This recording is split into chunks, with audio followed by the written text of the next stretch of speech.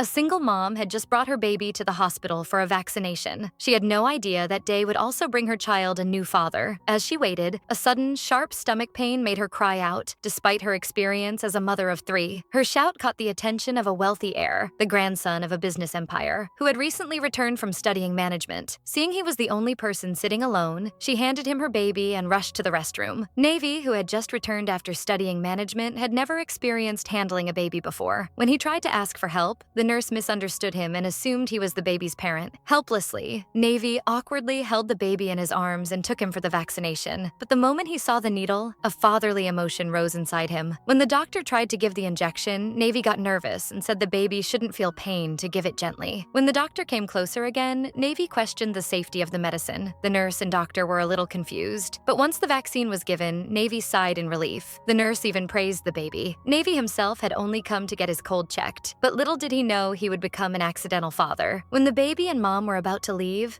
Navy looked at them and felt emotional, but then quickly returned to his old arrogant mood. But while driving, when he saw Bo walking on the road carrying her baby, he couldn't stop himself. He immediately made them sit in the car, but shortly after, a strange smell came inside the car. Bo said that the smell was because of the baby's diaper. Navy got irritated, but when Bo said if the windows aren't closed, the baby might catch a cold, Navy silently tolerated the smell because it was his decision to let them in the car. After dropping them home with great difficulty, Navy prayed in his heart that he would never meet them again. But fate had other plans because their connection had only just begun. Navy was an overseas returned guy, fully dedicated to handling his grandfather's hotel business. But at the gym, he had come back after such a long time that he couldn't even lift a single dumbbell. Just then, Bohi, who was doing part-time work to earn money for her baby's milk powder, saw him. Navy was struggling with a dumbbell when Bohi came and effortlessly put the dumbbell down and also explained the right technique to him. Navy was shocked. Bohi was just trying to help, but Navy thought he was being made fun of. In anger, he fired Bo from her job. Bohi started a new part-time job at a golf course, but she had no idea that one small mistake would again bring her face-to-face with Navy. Her golf shot hit Navy, who had come to inspect the course. Bohi tried to sneak away after seeing him,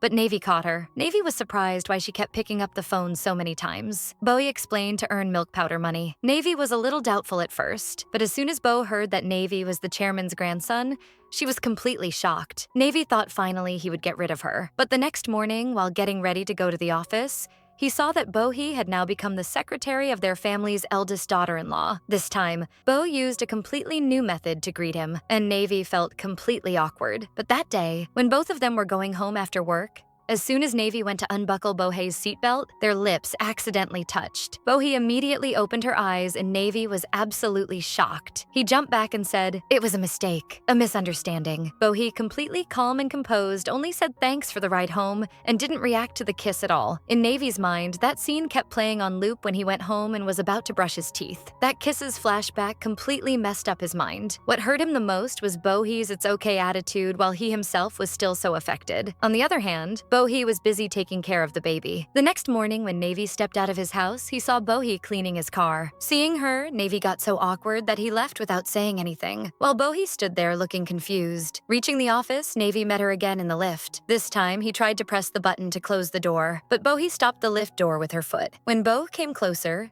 Navy stuck himself to the corner like a child who had made a mistake. Bohi understood that all this was because of last night. Bohi told him, "I've forgotten everything. You forget it too. No need to say sorry." Navy insisted that he had no wrong intention, and both settled that there was nothing between them. Bo casually said, "Anyway, you're not my type." Hearing this, Navy's little heart got slightly broken, and just then some other people entered the lift, ending the awkwardness. In the office, Navy started overthinking all of this even more. Meanwhile, Bo got into an argument with her boss over a personal matter. When Navy found out, he rushed there. Initially, not wanting to get involved, but remembering his hot-tempered sister's nature, he stepped in and took Bo out of the situation. Outside, Navy joked a little. "So you were pulling your boss's hair while fighting?" At that moment, suddenly, blood came out of Boe's nose, and casually, like a cartoon cat, she wiped it across her face. Navy gently cleaned it with his handkerchief, and in that moment, a soft, slightly romantic atmosphere developed between them. Navy started to feel something and immediately ran away from that spot. Bohe's life became more difficult in the office when her boss deliberately started harassing her, sending her for minor errands again and again, keeping her overworked. After working the entire day, when Bohe went home,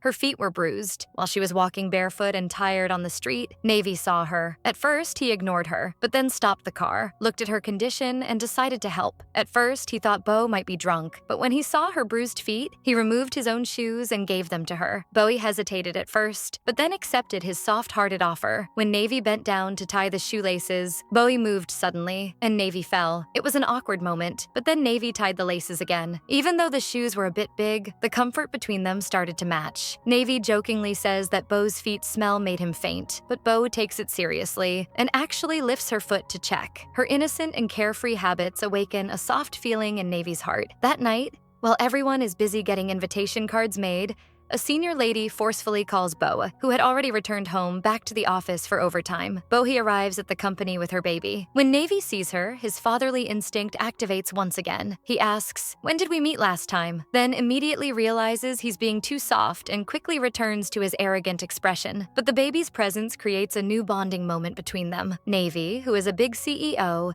secretly starts helping with small things so Bohe can go home early. But things aren't so easy. Navy's mother, who is upset with Bohe, sends her to deliver an expensive painting as a test and activates the security alarm while leaving. As soon as Bo steps out of the gallery, the alarm goes off. The baby starts crying, and Navy's mom escalates the situation by telling the security staff that something has been stolen and that an intruder might be inside. At that moment, security reaches Bohe and asks, "What's in your hand?" While Bohe is only holding a diagram of the painting, nervously Bohe says, "My baby is inside. Please don't let anything happen to him." Meanwhile, Navy finds Bo's baby bag and phone that she forgot in the company. At first, he's confused, but then sees a police car heading toward the gallery. Without wasting a second, he rushes there. The police are just about to arrest Bohe when Navy steps forward and says, "I'm the head of this department." He protects Bohe in front of everyone, trusts her, and defends her. Without asking a single question, he believed Bohe. While everyone was doubting her, Bohe cried and said she didn't steal anything. The galleries in charge had asked her to deliver the picture, but she couldn't find the paper as proof. Then Navy's soft, heartfelt words broke Bo's last thread of patience. "I trust you." What kind of mother carries her child on her shoulder and commits theft? No mother does that. Hearing this unconditional trust, tears fell from Bo's eyes. She had endured so many hardships as a single mom, and now someone was finally standing up for her. Whatever pain, stress, and exhaustion Bo had kept inside, all of it came pouring out in that moment. She just kept crying in the car. Navy silently watched her. Her tears, her pain. He understood that Bo just needed to let everything out. So he took the baby in his arms so that Bo could unburden her heart. At that moment, Navy had become a perfect super dad. He lovingly said to the baby, "Don't worry. Mama's not crying because she's sad. Mama's just cleaning her heart." And Bohe sat in the car, crying her heart out. That night, the distance between them shrank. Navy even cracked a few jokes to make Bohe smile. Her innocent, confused, and slightly goofy personality went straight into Navy's heart. But in that sweet moment, a strange smell started filling the car. Navy was confused. "Wait, where's the smell coming from? Why does it only happen in my car?" When Bo tried to step outside to change the diaper, Navy stopped her, worried that the baby would catch a cold. So Bo had to change the diaper inside the car. The next day at the office, Bo expressed her gratitude. "You've done so much for me. One day I'll definitely repay this favor." But Navy stayed casual as if it was nothing. Then came a moment when Navy ran into his ex-girlfriend and her fiancé in the hotel lobby, the same couple who had planned their wedding at his hotel. Every word from the ex-girlfriend was laced with subtle taunts. To save face, Navy lied and said he's also engaged. To mock him, the ex planned a dinner, hoping to embarrass him. Out of helplessness, Navy asked Bohe to pretend to be his fiancé. After a makeover, when Bohe appeared, Navy was stunned. The simple girl had transformed into a classy and graceful lady. Her look, the sparkle in her eyes. Everything left Navy speechless for a moment when Bohe softly called his name. Navy genuinely blushed a little. To avoid ruining the act, Navy warned her, "Please don't use dialect. And if any awkward questions come up, leave it all to me." He had even brought a beautiful ring which, surprise, surprise, fit Bo's hand perfectly. At the dinner, they entered holding hands with full confidence. The ex-girlfriend hadn't expected Navy to actually bring someone. Her fiancé complimented Bohe, saying how beautiful she looked. The ex got jealous and asked, "How did you two meet?" Bohe shyly turned the answer over to Navy, and he romantically said it was love at first sight. And after that, I never let her go. The ex quickly countered. I met my fiancé just 10 days after our breakup, as if to prove that she had moved on. Then Bowie showed off her wedding ring, making the ex even more jealous. She started showing off her own love, but Navy didn't back down. But then the ex fired another shot. You two won't be able to marry. And rich families like ours, background matters too. Every word was filled with disrespect toward Beau. Navy started to get a little angry. He felt bad for Bowie. Then the ex gave one final jab. Bowie, just leave him when you find someone better, then leave him. But what Bowie did next left everyone stunned. Bowie's unexpected move shocked everyone. Even Navy was left speechless, thinking she might have gone overboard. He never imagined that on what seemed like a perfectly normal day, he'd once again become an accidental dad. When the two stepped out, Navy looked a bit upset. He asked Bohei, "What exactly were you doing?" Bohei calmly explained, "That was the only way we could defeat your ex." Hearing this, Navy finally understood everything. In that moment, he stared at Bowie intensely, as if something deeper was stirring inside him. Beau's unpredictability had completely surprised Navy. When he went home and saw the ring used in their pretend engagement, he remembered Beau again, and his heart began to race. He was gradually growing soft toward Bowie, a single mom who survived winter days, wrapped in a thick blanket with her baby.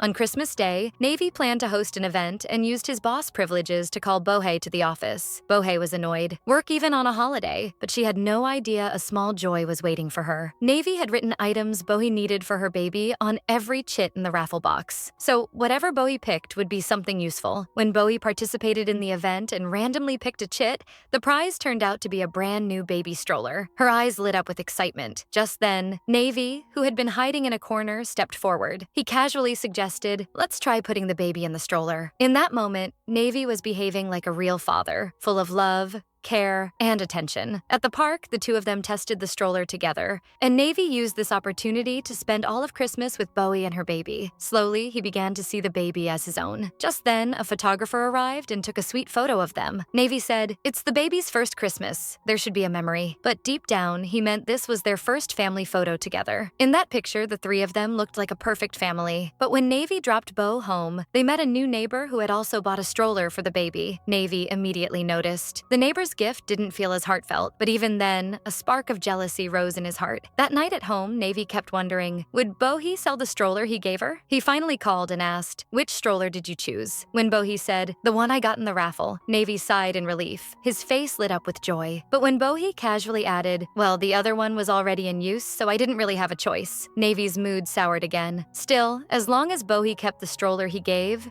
Navy was satisfied. A few days later, Navy had to go overseas for work. When Beau found out, a quiet anxiety stirred in her heart. She feared, what if something happens to Navy? Without even realizing it, both had started to worry about each other. As Navy was about to leave for his foreign trip, Beau grabbed his hand, wanting to stop him, but Navy didn't take it the wrong way. Instead, he comforted Beau with affectionate words. "Everything will be fine. I'll return safely." Sitting on the plane, Navy looked at their family photo, a sweet memory, but he had no idea that the moment he left, trouble would strike Beau. Navy's mother took advantage of the opportunity and devised a plan to get Bohei fired from the company. She told the manager to assign Bohei a task to deliver an expensive painting, but Bohei didn't know that a tracker had been secretly placed in her car. While delivering the painting, a car suddenly braked in front of her and she stopped. She immediately got out to check the situation, unaware that a biker had quietly approached from behind. The driver of the front car kept apologizing and offered to compensate. Meanwhile, the biker secretly stole the painting. Beau only took a few photos and a visiting card,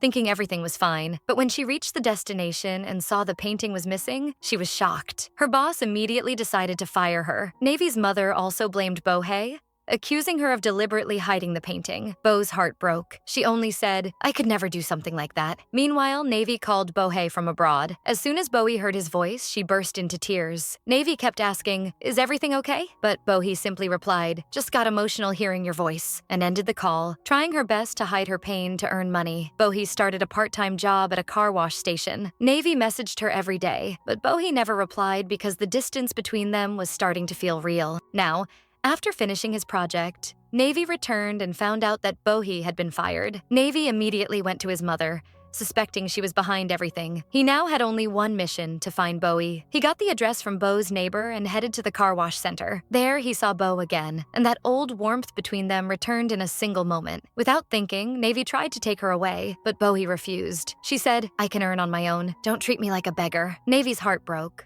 but he understood. Bo was fighting for her self-respect. Even after returning home, Navy's mind was stuck on her. The little moments of bonding they had shared over all those days had filled his heart with deep feelings, though he had never expressed them. When he saw Bo working overtime alone at the car wash in the cold, it pained his heart. Just then, a high-pressure water gun lost control and was about to hit Bo. Without thinking, Navy jumped in front of her, not caring for his own safety. At last, he confessed his feelings. Love can take you beyond any limits. Love always gives the strength to forget everything and do anything. The next day, when the heir of the family sees the girl he loves in danger, he doesn't think twice. He rushes to save her, and while saving her life, he ends up getting seriously injured himself. Navy was taken to the hospital. After surgery, he was safe but unconscious. Bohi sat in the corner crying and repeatedly apologized to the chairman. Navy is in this state because of me. The chairman didn't say much. He simply saw the pain on Bo's face when Bo requested to stay at Navy's side in the hospital. The chairman didn't refuse her. When the chairman saw that his grandson Navy had risked his life for this girl, and that this girl was now silently caring for him by the bedside day and night, he said nothing. He quietly approved Bo's request, and from that day onward,